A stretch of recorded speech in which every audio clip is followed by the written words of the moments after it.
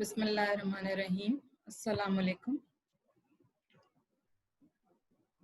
Semester break के बाद, एक वेरी शॉर्ट सेमेस्टर ब्रेक के बाद आप सबको खुशामदीद इन आवर न्यू सेशन। हमारा जो नया टॉपिक है वो इस सेमेस्टर में देयर आर डिफरेंट टॉपिक्स, लेकिन जो सबसे पहला टॉपिक है वो है वॉलेटाइल ऑयल्स का। वॉलेटाइल ऑयल्स क्या होते हैं इसका थोड़ा बहुत आइडिया आपको खुद भी है, क्योंकि when you are studying through drugs you have seen कि कुछ ड्रग्स ऐसी होती हैं जिनका हाथ में लेते साथ आपको स्मेल आती है, ठीक है। और उस वक्त जब हमने उनके कॉन्स्टिट्यूएंट्स पढ़े थे तो उसमें हमने कॉन्स्टिट्यूएंट्स के दरमियान ये भी पढ़ा था कि उनके अंदर certain profound volatile oils are present. उन वॉलेटाइल ऑयल्स की प्रेजेंस की वजह से उसका एक पर्टिकुलर टेस्ट, स्मेल और उसका फार्माकोलॉजिकल एक्शन होता है। अब अगर आप देखें कि अगर आप किसी रोज गार्डन से गुजर रहे हो या रोजेस के किसी शॉप के साथ गुजर रहे हो तो आपको पहले से अंदाजा हो जाता है कि मैं किसी रोज गार्डन या रोज जो शॉप है उसके करीब से गुजरने वाली हूँ या वाला हूँ, क्योंकि आपको एक सर्टन स्मेल आना शुरू हो जाती है। इसी तरह अगर कोई कहीं पे जो है वो ये आपका सिट्रस फ्रूट में से कोई फ्रूट अगर कोई इसको छीलना शुरू करे तो आपको एक खास स्मेल आना शुरू हो जाती है। और वो सिर्फ ये नहीं कि जहाँ बंदा बैठा होता है उसको आती है, बल्कि वो पूरे रूम में सराउंडिंग एरिया में सरायत कर जाती है। उसकी एक खास वजह क्या है, क्योंकि उसके अंदर जो कॉन्स्टिट्यूएंट्स हैं, जो ऑयल्स हैं, दे आर सो वॉलेटाइल जो इजीली evaporate हो जाते हैं और डेसिपेट कर सकते हैं in a environment which is not, you know, which is not temperature के हिसाब से कोई बहुत ज़्यादा उसका टेम्परेचर रिक्वायर्ड नहीं होता।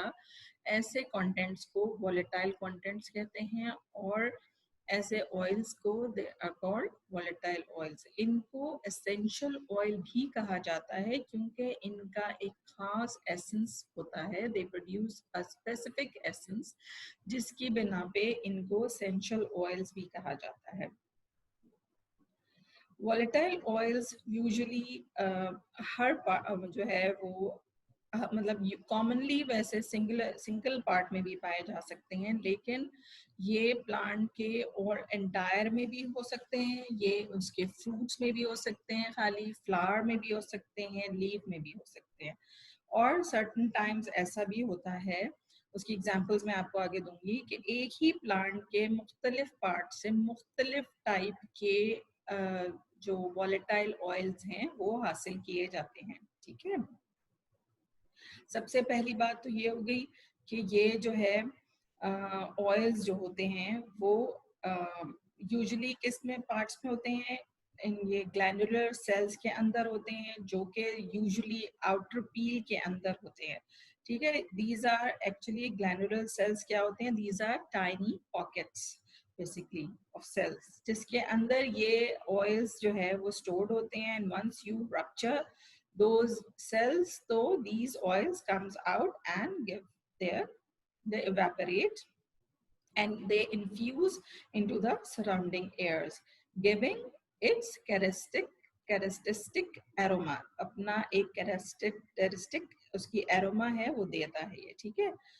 लेकिन हर प्लांट के अंदर एसेंशियल या वॉलेटाइल ऑयल्स इतनी मिकदार में नहीं होते हैं, बहुत ज्यादा मिकदार में नहीं होते हैं, पर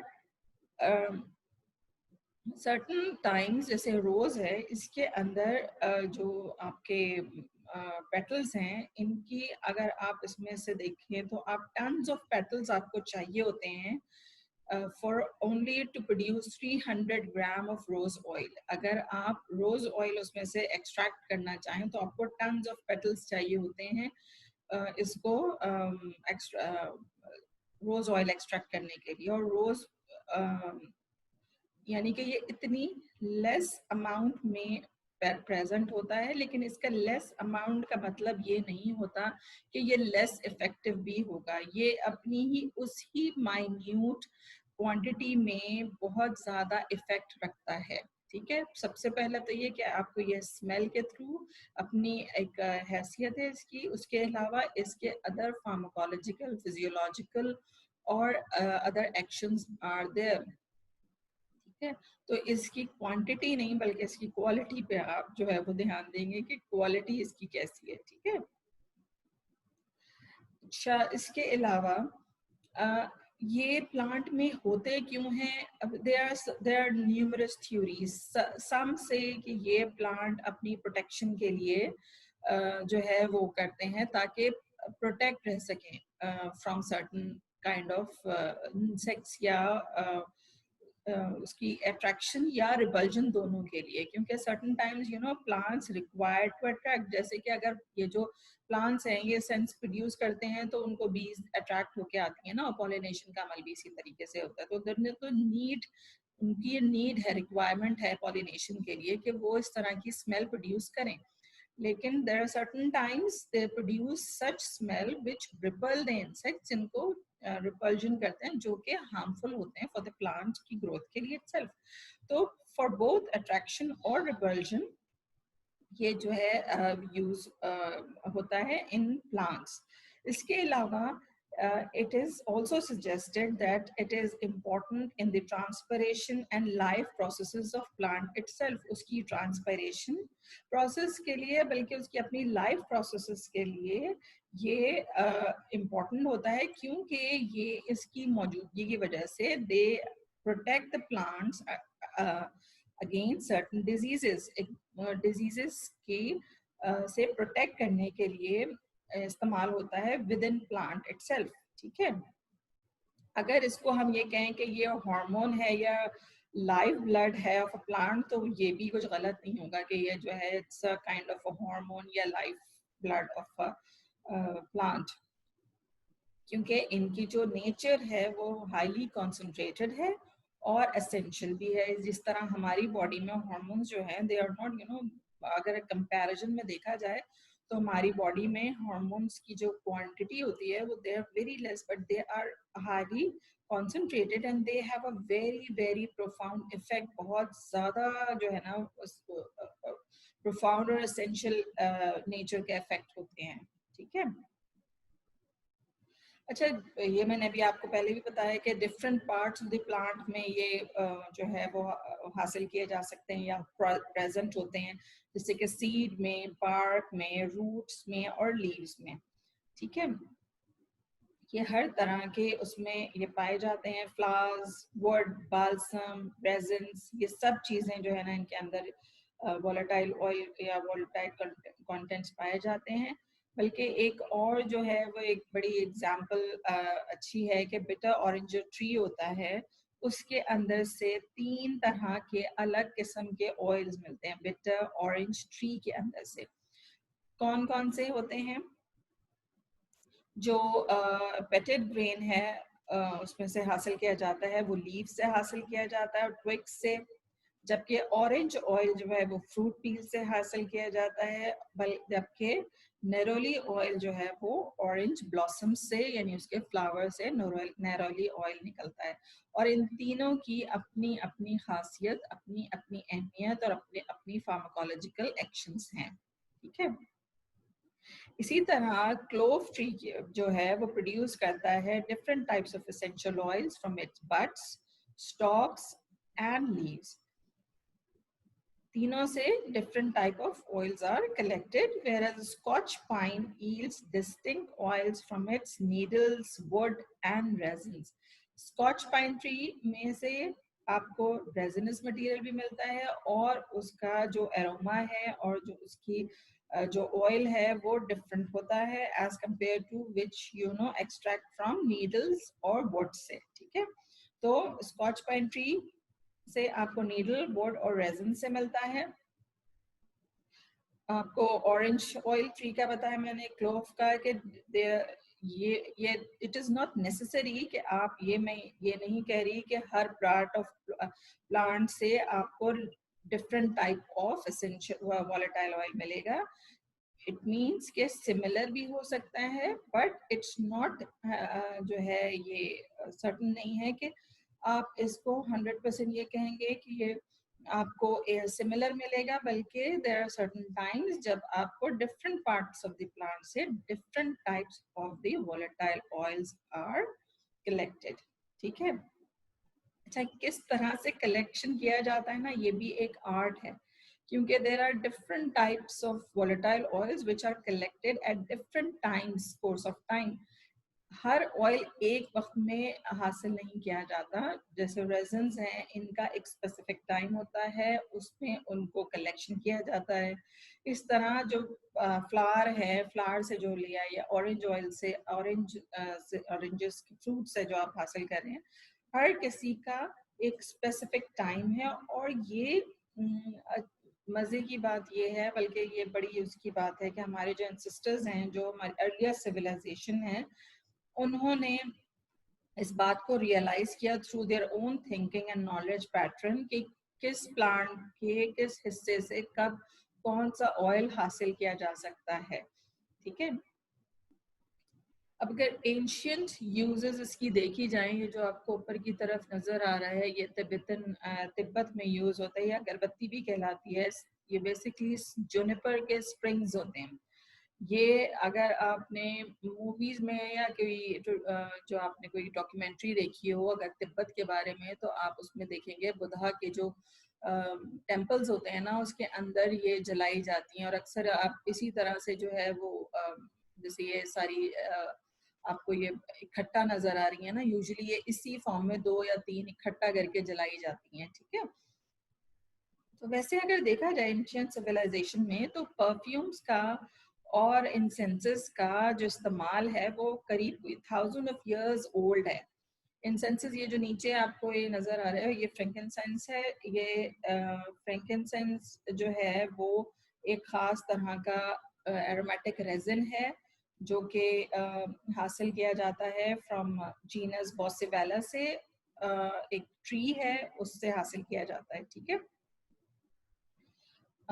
लेकिन मैं आपको क्या बता रही थी कि एंशिएंट सिविलाइजेशन से यूज किया जा रहा है। और जो रिचुअल सेरेमनीज होती है ना, स्पेसिफिकली जो हुआ करती थी पहले, जो ट्रेडिशनली या अर्ली कल्चर में जो हम यूज करते थे, उसमें रिलीजियस और जो है थेरेपेटिक दोनों रोल्स आपको मिलेंगे इस एंशिएंट यूज में। क्योंकि आप अगर ये देखो, पुराने ज़माने में जो एंशिएंट सिविलाइजेशन थी, उसमें जो ये थेरेपी भी थी ना, जो जैसे जो हर्बल थेरेपी थी, या जो आपकी क्योर करने के लिए बंदे जो लोग होते थे, वो अपने प्रीस्ट के पास ही जाया करते थे।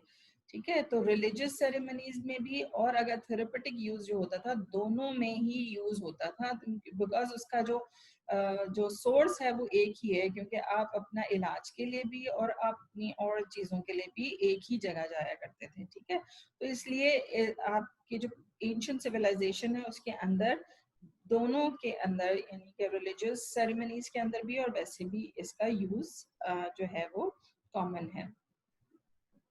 और ये जो है, जैसे ये तिब्बत में मैंने आपको बताया कि स्प्रिंग्स ऑफ जूनिपर यूज होते हैं, और ये स्टिल यूज होते हैं। और हमारे यहाँ भी वैसे अगर देखें तो अगरबत्ती जो है उसका खास एक एहतमाम किया जाता है, स्पेशली जब जो है वो मिलाद वगैरह होती है, तो उसमें इसका एक किया जाता है एहतमाम। बेसिकली एक तरह से आप समझिए कि एक एनवायरनमेंट को क्लियर और जो है वो क्लियर का एहसास देने के लिए ना, कि जो एनवायरनमेंट है वो बहुत ही क्लियर और डिवाइन सॉर्ट ऑफ थिंग है। ठीक है, इसके अलावा ये नहीं है कि सिर्फ ये तिब्बत में और या फ्रैंकिनसाइंस ये जो नीचे बना हुआ है, ये जो फ्रैंकिनसाइंस है, ये जो रेजन्स होते हैं, ये यूज होते हैं जो इनके प्रोसेशंस होते हैं क्रिश्चियंस के, उसके अंदर जो है, अगर आपने उनको भी अगर अभी गौर किया हो, तो उसके अंदर भी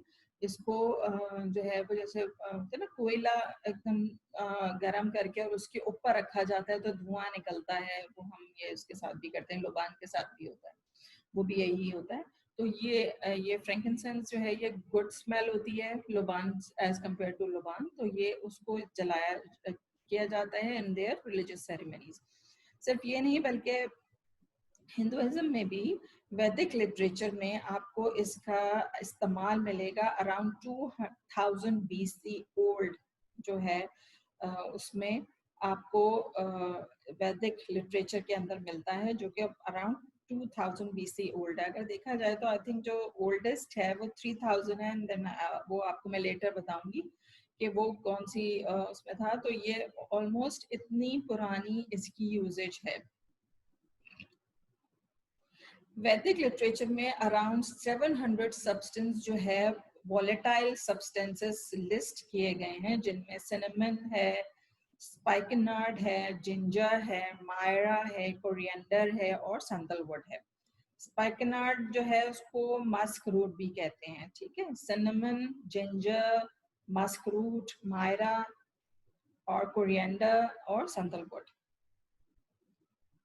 लेकिन जो है इट्स खास वर्ड जो कि उस लिटरेचर में इंडो आर्यन टंग में कहा जाता था वो अतर था। अतर means smoke, wind, odour and essence, यानी कि अतर का लफ्ज यूज किया गया है वैदिक लिटरेचर में, जो कि इंडो आर्यन लैंग्वेज है, जिसका मतलब है smoke, wind, odour and essence.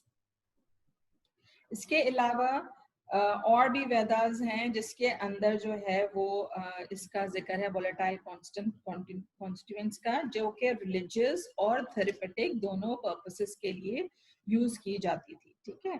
क्योंकि मैंने आपको बताया कि पहले ज़माने में बोथ जो चीज़ें थी रिलीजियस के लिए भी और थेरेपेटिक हवाले से, दोनों प्रीस्ट के पास ही अमूमन इन्हीं के पास सारी नॉलेज होती थी और इन्हीं के पास लोग जाते थे अपने सारी मसलों के लिए, ठीक है। इसके अलावा चाइनीज में भी हमको चाइनीज जो हर्बल मेडिसिन है या चाइनीज जो ट्रेडिशंस हैं उसके अंदर आपको जो है सिविलाइजेशन, उनकी जो सिविलाइजेशन है उसमें आपको इनकी एक yellow emperors book of internal medicine है, जिसके अंदर करीब कोई 2000 इयर्स BC के अंदर के पुराने जो है यूजेज ऑफ एरोमा थेरेपी मिलता है। एरोमेटिक ऑयल्स की या वॉलेटाइल ऑयल्स की यूजेज मिलती है आपको, ठीक है। कि इतनी पुरानी यूजेज जो है वो चाइना में है, और चाइना में जो है वो मोस्टली जो है वो कैम्फर का यूज था। जो अगर इसकी इनकी जो सेरेमनीज होती थी ना, उनमें जो है वो कैम्फर का इस्तेमाल ज्यादा होता था। लेकिन जो सबसे ज्यादा कहते हैं कि जो रिचेस्ट एसोसिएशन है ना इन सब में, वो एंशियंट इजिप्शियन से मिलती है। एंशियंट इजिप्शियंस के अंदर जो मैंने आपको बताया था, जो पुराने मैनस्क्रिप्ट्स होते हैं उनको पेपरस बोलते हैं, पेपरस मैनस्क्रिप्ट्स। तो जो एक वो बादशाह था खुफू। खुफू जो था वो फिरौन ही, दरअसल वो सारे फिरौन ही कहलाते थे ना, फोरस वो कहलाते थे। तो वो जो है उसकी वो अराउंड 2800 BC में जो है वो उसका रेन था।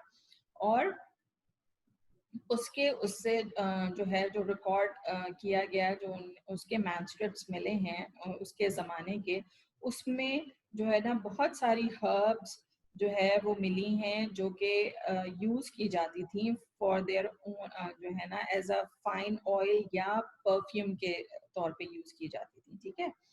अबाउट कितना 2800 टू 2800 BC की बात कर रही हूँ मैं ये आपसे, ठीक है। उस वक्त जो है वो ये यूज किया जाता था। बल्कि वहां पे उस जमाने में उसकी जो एक प्रिपरेशन है उसका जिक्र भी मिलता है, जो उसका नाम है प्रिपरेशन का काइफी। काइफी जो है वो ऑलमोस्ट 16 इंग्रेडिएंट्स से मिला के बनी है, और जो 16 इंग्रेडिएंट्स हैं उनमें मुख्तलिफ तरह के वॉलेटाइल ऑयल्स भी प्रेजेंट हैं, और जिनका इस्तेमाल किस तरह से किया जाता था कि उसको एज एन एंटीसेप्टिक एजेंट के तौर पे, बाल्समिक, सूदिंग और एंटीडोट टू पॉइजन के तौर पे भी इस्तेमाल किया जाता था, ठीक है। इसके अलावा ये कहते हैं कि जब नाइल क्रॉस किया था जब मोजेस ने, तो उस वक्त भी जब इन्होंने जब इजिप्शियंस ने ये जो किया था क्रॉसओवर किया था, उस वक्त भी जो उनके सामान में ये सारी चीज़ें और ये सारे मैनुस्क्रिप्ट्स और चीज़ें मौजूद थी उनके साथ भी, ठीक है। अच्छा, ये सब तो हो गया पुराने एंशंट ज़माने में कि इस तरह से यूज़ होता था। इसके अलावा जो उस वक़्त जब ट्रेड यूज़ हुआ, जब trade kind of trade start हुई, तो ट्रेड आइटम्स में जो अर्लीस्ट ट्रेड आइटम्स हैं उनमें भी नेचुरल एरोमेटिक और परफ्यूमिक मटेरियल्स होते थे। ये तो वैसे हमें पता है कि अगर हम कोई पुराने ज़माने की वीडियोस देखें या कोई दोबारा से बनाई हुई होती है ना, जैसे बहुत ही ओल्ड, तो अगर उसमें आप देखें तो वो आप उसमें जैसे मैंने भी एक वॉच की थी, उसमें दे वर टेलिंग के these spices come from India, मतलब इंडिया से, क्योंकि स्पाइसेस मोस्टली इंडिया से ही आते थे। तो वो इतनी दूर जैसे यूरोप वगैरह में क्यों होते थे? बिकॉज ऑफ देयर क्या नाम है, स्पेसिफिक स्मेल और टेस्ट की वजह से। अच्छा, ये जो वोलेटाइल कंटेंट से ऑयल्स हैं, इनकी जो स्मेल, ना सिर्फ स्मेल की वजह से बल्कि इनका जो है ना डिस्टिंक्ट इनकी फ्लेवर और इनका डिस्टिंक्ट जो इनका फ्लेवर और टेस्ट है, उसकी वजह से इनको बहुत ज़्यादा जो है ना काइंड ऑफ इनकी बहुत ज़्यादा जो है ना मांग थी अर्लीस्ट दौर से, क्योंकि इंसान जो है वो खूब से खूब तर की तलाश में होता है। तो वो इस लिहाज से जो है जब जो अमीर बादशाह होते थे या उस जमाने के लोग होते थे, वो जो है अपने आप को डोमिनेंट साबित करने के लिए इस किस्म की चीजें यूज करते थे जो कि रेयर होती थी, जो आम लोगों के पास नहीं होती थी, जिससे उनकी डोमिनेंसी जाहिर होती थी। तो उस तरह की खुशबू आना, ये करना, इस वजह से ना इसका बहुत रिवाज था। और इसके फिर पैसे भी जाहिर से ज्यादा मिलते होंगे कि आप अगर ये इंडिया से कोई यूरोप लेकर आ रहा है, तो ऑफ कोर्स वो थ्रू एक ही रूट होता था कि पहले सी के रूट से आते थे, तो वो कितना लंबा होता होगा अगर उसको गौर करो। पूरा आपने इंडिया के बाद आपने पूरा राउंड लगाना है उसका अफ्रीका का, उसके बाद जाके आप यूरोप में दाखिल होते हैं, तो कितना जो है वो लंबा रास्ता क्रॉस करके बंदा जाता है। तो उसके कोई मार्केट होगी, कोई मार्केट वैल्यू होगी, तभी जाता होगा ना। तो उसको कहते हैं कि वो ये वजह थी उसकी, क्योंकि लोग जो है वो उसको it's a sign of, symbol of prosperity basically, ठीक है। इसके अलावा प्रीस्टहुड में भी इसका एक बहुत ज़्यादा रोल है, क्योंकि जब प्रीस्ट की वो सेरेमनी होती थी ना, कि आपको एक के बाद दूसरा प्रीस्ट बनाना होता था, तो उस सेरेमनी में खास किस्म के स्मेल का एक खास हिस्सा होता था कि उसको जो है वो दिया जाता था, यानी कि उसको फॉरवर्ड किया जाता था, और वो उन्हीं ज़माने में उसी वक्त में सिर्फ इस्तेमाल होती थी।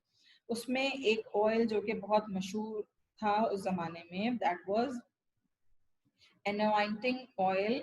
एनोइंटिंग ऑयल जो है वो मिक्सचर था, एनोइंटिंग ऑयल मिक्सचर था मायरा, सिनेमन और कैलमस, कैसिया और ऑलिव ऑयल का। तो ये एक खास एनोटॉइनिंग ऑयल था जो कि उस जमाने में प्रीस्टहुड के लिए खाली यूज किया जाता था।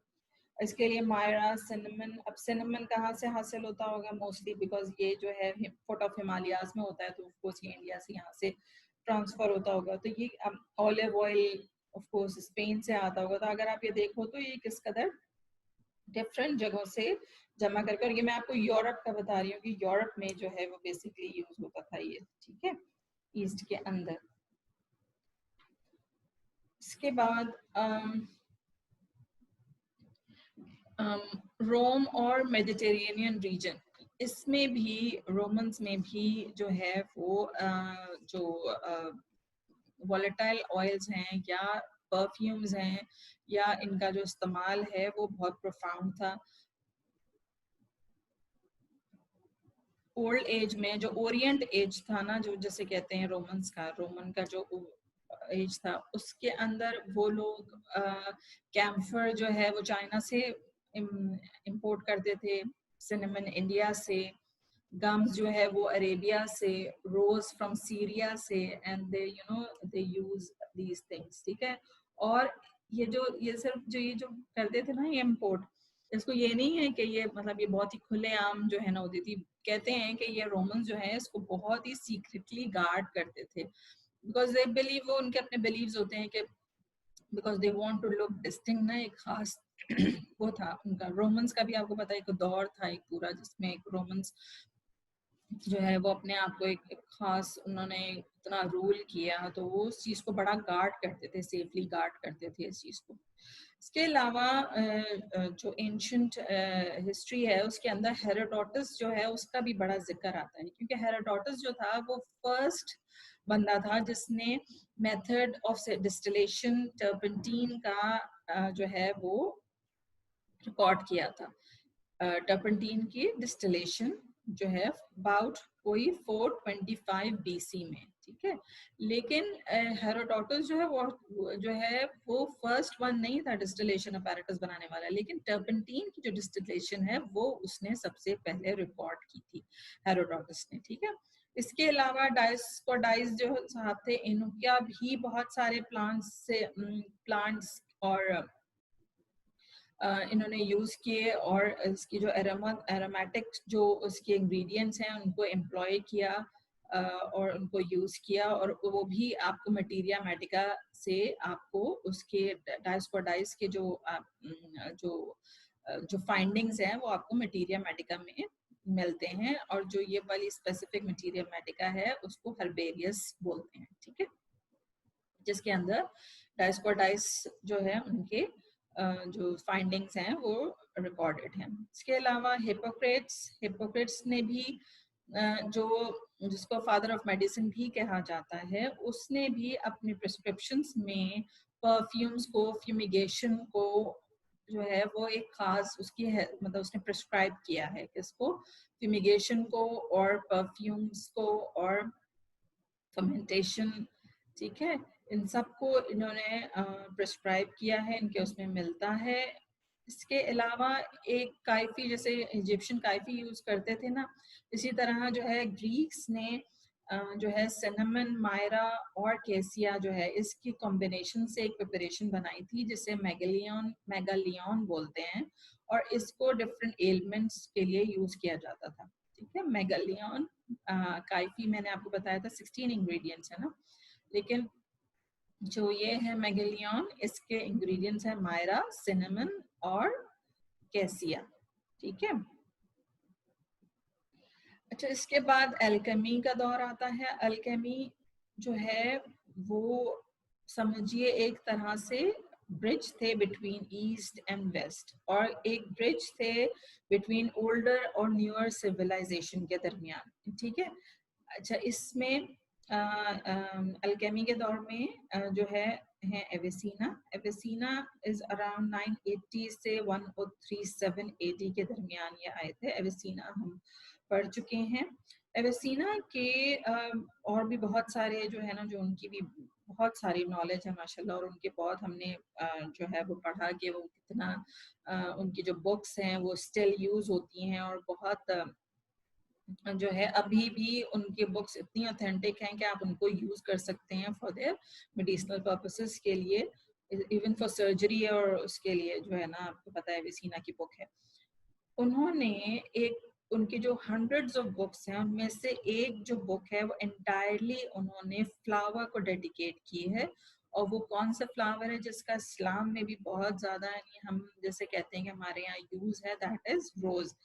तो एक किताब जो है वो सिर्फ और सिर्फ रोज और उसकी जो है, जो उसकी ऑयल्स हैं या उसकी जो जो भी प्रॉपर्टीज हैं उसके बारे में है। इसके अलावा एवेसिना ने एक जो है उनका एक जो ब्रेक थ्रू था वो ये था कि उन्होंने जो जो ये नहीं है क्या नाम है, जो डिस्टिलेशन अपैरेटस है, इसके अंदर जो रेफ्रिजरेटेड कॉइल होता है ना, जिसके अंदर बेसिकली आपका जो वेपर्स हैं वो कूल डाउन होते हैं, तो वो जो वाला पार्ट है वो एवेसिना की बेसिकली जो है वो इजाद है, और जिसकी वजह से बहुत बड़ा ब्रेक थ्रू था, जिसके बाद जो है वो डिस्टिलेशन जो है एक नेक्स्ट लेवल पे गई, ठीक है।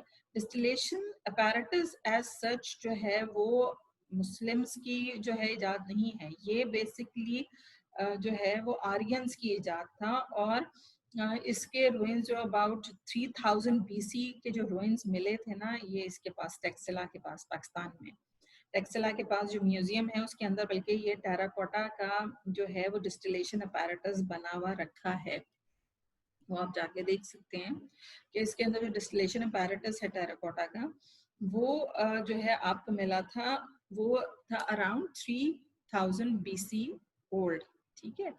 उसकी फर्दर जो है, जैसे कि जो जो वो थे, मैंने आपको हेरोडोटस का बताया, उन्होंने भी और एविसीना ने भी उसके अंदर डिफरेंट चेंजेस लाए, जिसकी बिना पे बहुत सारी जो वॉलेटाइल कंटेंट्स हैं उनको आप हासिल कर पाए। क्योंकि वॉलेटाइल तो वो है, आपको उसको कलेक्शन बहुत डिफिकल्ट है, क्योंकि जो वॉलेटाइल कंटेंट वो तो फॉरन उड़ जाएगा ना, तो आपको उसको कंटेन करने के लिए you need a closed chamber.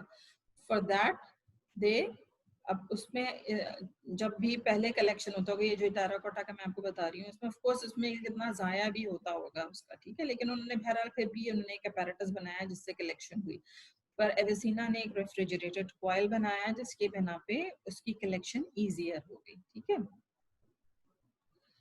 Arabs वैसे अपने आप को बहुत ज़्यादा वो करते हैं कि हमने इस चीज़ को, हमने बहुत पहले जो है वो इस डिस्टिलेशन को बनाया था, और वो कहते हैं कि हमने कोई ओवर 4000 इयर्स ओल्ड है हमारी सिविलाइजेशन इसके इसके हवाले से ना।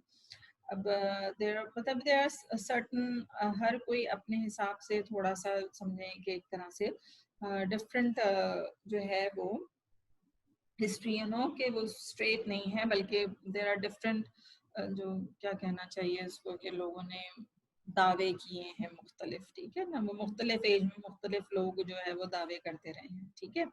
लेकिन ये बात भी प्रोफाउंड है कि ये जो वेस्ट है, उस वेस्ट जो है वो 16 सेंचुरी तक वो जो है इंपोर्ट करता था सारी ये जो एरोमेटिक चीजें होती थी ना, इन सबको इंपोर्ट करता था। उसने अपनी फील्ड्स को, अपने इलाके को उस तरह से एक्सप्लोर नहीं किया था अंटिल 16 सेंचुरी। ये बहुत ज्यादा उसकी बात हो गई है। आप देखिए कि कब से जो है वो सिविलाइजेशन, अब इतनी ओल्ड मैं बता रही हूँ आपको, और ये यूज होती थी, लेकिन ये सारी एक्सपोर्ट होती थी वहां पे वेस्ट में अंटिल 16 सेंचुरी के करीब। इन्होंने खुद अपना, जैसे लेवेंडर, सेज और रोजमेरी, इसको खुद से जो है वो इसको इनमें से एक्सट्रैक्ट आउट किए chemical oils.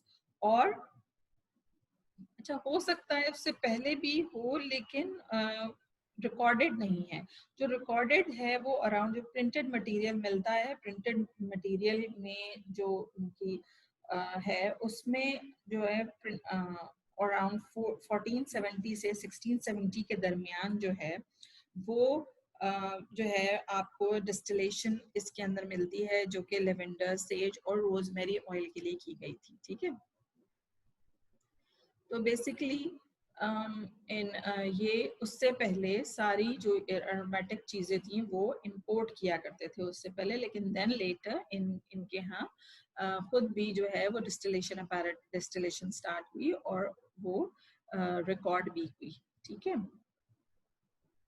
Just scientific revolution जो है, रेनेसेंस पीरियड जिसे कहते हैं, उसमें एरोमेटिक मटेरियल्स भी आए।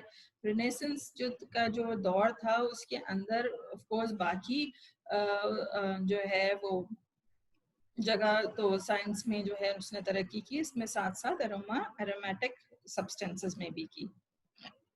और डिफरेंट जो है वो रिकॉर्ड किए गए डिफरेंट जो है मेडिसिनल प्रॉपर्टीज के हवाले से ऑफ डिफरेंट ऑयल्स, जैसे कि जूनिपर है, रोज, लेवेंडर, सेज, सिनेमन, सीडर, इन सब का, ऑरेंज और वेलरीन, पाइन, इन सब को जो है ना वो टेक्निकलिटीज के साथ ना, इनकी जो टेक्निकल केमिस्ट्री थी उसके हवाले से जो है इसको रिकॉर्ड करना शुरू किया गया।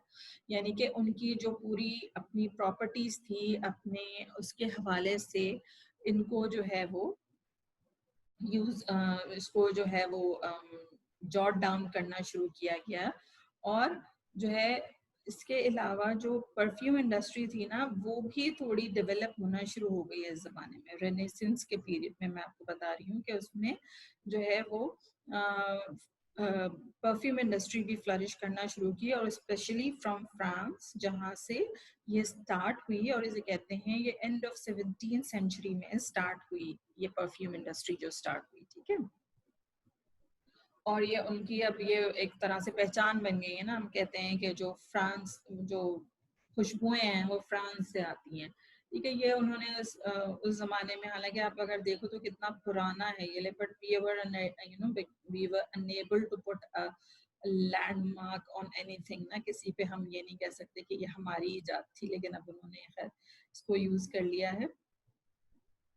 बहरहाल 19th सेंचुरी में आपके अगर आप जो है वो उठाएं तो उसके अंदर आपको पूरे ऑयल्स की पूरी पूरी जो है उसकी जो है वो हर एंगल से उसकी प्रॉपर्टीज और उसके हवाले से पूरी पूरी आपको एक जो है फार्माकोपिया के जिस तरह से होते हैं ना कि आपके पास पूरे इंफॉर्मेशन होती है वो आपको मिलते हैं, जिसमें कि स्पेसिफिकली जेरेनियोल, सिट्रिनियोल, साइनियोल, ये जो है आपको जो है 19th सेंचुरी की जो ब्रिटिश फार्मास्यूटिकल कॉन्फ्रेंस थी उसके अंदर इसको प्रेजेंट किया गया था बाकायदा, और उसको नोट किया गया था, ठीक है। अच्छा, एरोमा थेरेपी कहाँ से स्टार्ट हुई? बेसिकली एक साहब थे गैटी फॉस से।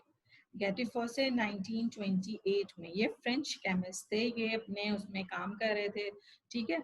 अब जब आप अपना उसमें काम करते हैं, ऑफकोर्स आपका हाथ वाथ भी चलता है, तो इन साहब का भी हाथ चल गया था, तो इन्होंने जल्दी से उसके ऊपर जो है इनको कुछ नहीं मिला, इन्होंने लेवेंडर ऑयल रब कर लिया। उससे क्या हुआ कि कुछ दिनों में तो सिवियर इनका बर्न हुआ था, लेकिन वो थोड़ा सा कूल डाउन हो गया, सूदिंग हो गया, और कुछ दिनों बाद उसका स्कार भी खत्म हो गया। देन ही रियलाइज्ड कि this is something, you know, ये जो है वो इससे पहले इसको खुशबू के लिए इस्तेमाल करते थे खाली, ठीक है। उन्होंने कहा भाई ये तो बड़ा जबरदस्त ऑयल है, इसके अंदर और एक्टिव वो भी है। तो यहाँ से बेसिकली एरोमा थेरेपी का जो है वो आगाज हुआ, कहते हैं काइंड ऑफ, ठीक है। और जो है 1904 में जो यूकलिप्टस ऑयल था उसकी जो है थोड़ी सी मिलती है कि उसकी जो एंटीसेप्टिक पावर है उसके उसका पता लगना शुरू हुआ 1904 में करीब हुई, ठीक है।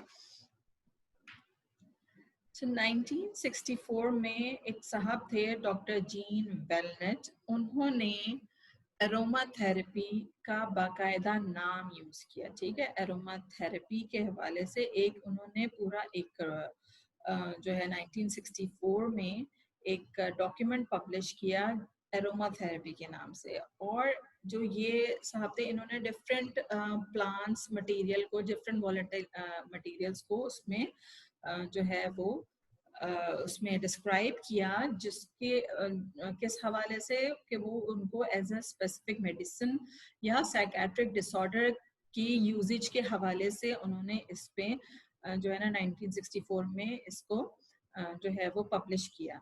इसको लेते हुए एक खातून थी मैडम मार्गरेट मॉरी, इन्होंने इसको पढ़ा और इन्होंने ये रियलाइज किया कि ये जो है मैं फिर जब ये मेडिसिनल इसका या साइकेट्रिक इवन इसको डिसऑर्डर्स के तौर पे यूज किया जाता है, तो उन्होंने वो बेसिकली एक ब्यूटिशियन थी या कॉस्मेटोलॉजिस्ट कह लें या ब्यूटिशियन कह लें, तो वो उन्होंने अपनी जो ब्यूटी थेरेपी देती थी ना जो लोगों को, उसके अंदर इसको शामिल करना शुरू किया। और इसके बाद जो है उन्होंने और उसने she was a you know intelligent lady, उन्होंने ये नहीं किया कि वो हर अब जैसे उन्होंने जैसे लेवेंडर ऑयल का है कि लेवेंडर ऑयल उन्होंने हर किसी को लगाना शुरू कर दिया। उन्होंने इसको पढ़ा और पर्सनल जो है वो हर किसी अपने क्लाइंट को एक वो strictly personal aromatic therapy complex देती थी। इतनी इंटेलिजेंट थी वो खातून साहबा कि वो हर किसी को पर्सनल एक वो देती थी, ठीक है। तो उससे जो है बेसिकली ये आप समझें कि इसका एक वॉलेटाइल ऑयल्स का use as a aromatherapy, जो कि आजकल बहुत ज़्यादा जो है एक्सक्लूसिवली यूज होता है एरोमा थेरेपी, उसकी जो बुनियाद डाली बेसिकली वो डॉक्टर जीन वेलनेट और मैडम मार्गरेट मॉरी ने डाली। ठीक है, इसी आपको इस रिस्पेक्ट से आप जो है वो एरोमा थेरेपी को आप रिलेट कर सकते हैं। ठीक है, लेकिन एरोमा थेरेपी जो है अगर आप ऐसे देखो तो वो एक तरह से मिसलीडिंग भी हो सकता है, क्योंकि आप ये सजेस्ट कर रहे हैं ना कि ये आपके सेंस ऑफ स्मेल को यूज करते हुए आपके इमोशंस पे काम कर रहा है एरोमा थेरेपी। तो ये एरोमा थेरेपी वर्ड जो है वो यही डिजिग्नेट करता है। तो इसको एक्सक्लूसिवली आप जो है वो एरोमा थेरेपी जो वर्ड है वो आप एक्सक्लूसिवली भी इसके लिए यूज नहीं कर सकते हैं। ठीक है, अच्छा, जो क्योंकि आपको ये पता है कि हर जो एसेंशियल ऑयल है वो डिफरेंट कॉम्बिनेशन है ना ऑफ ऑयल्स, और उसका बॉडी की केमिस्ट्री पे जाके एक डायरेक्ट अलग इफेक्ट है। ठीक है, तो आप उसको सिर्फ थेरेपी के उस पर यूज नहीं कर सकते कि आपकी सेंस ऑफ स्मेल और यही यूज हो रही है, बल्कि बल्कि क्योंकि उस जमाने में ये नहीं पता था ना कि आपको कि अगर आपका एक पार्ट में आप फॉर एग्जांपल उसने हाथ में लगाया तो वो हाथ पे ही रह गया, एब्जॉर्ब होता है। इसकी एक बड़ी एक एग्जांपल ये है कि अगर आप अपने गार्लिक फीट पे रब करें ना, फीट के यानी कि तलवों के नीचे अगर आप गार्लिक रब करें तो थोड़ी देर बाद आपको जो अपनी ब्रेथ में से जो है वो गार्लिक की स्मेल आएगी। ये एक बहुत बड़ा जो है ना साइन है कि आपके जो ये वोलेटाइल कंटेंट्स है ना, they are absorbing and they are readily absorbing and they are अंदर भी ये रेडली एब्जॉर्ब कर रहे हैं, तभी तो ये आपके थोड़ी देर बाद लंग से एक्सक्रीट आउट हो रहे हैं। फाइन, तो इनका एक बड़ा प्रोफाउंड एक्शन है।